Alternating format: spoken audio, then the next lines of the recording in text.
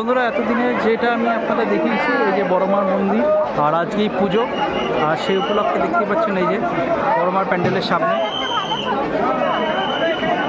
সমস্ত মানুষের দর্শনার্থীরা দণ্ডি কাটছে। আর পুলিশ প্রশাসনে পুরোটাই মোড়া একদম সিচুয়েশন।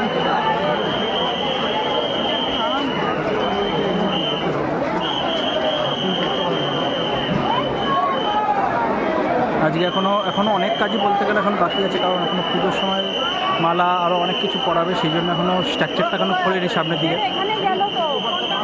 দর্শকের ভিড় সেরকম দেখুন, এখনও পুজো নেওয়া চলছে।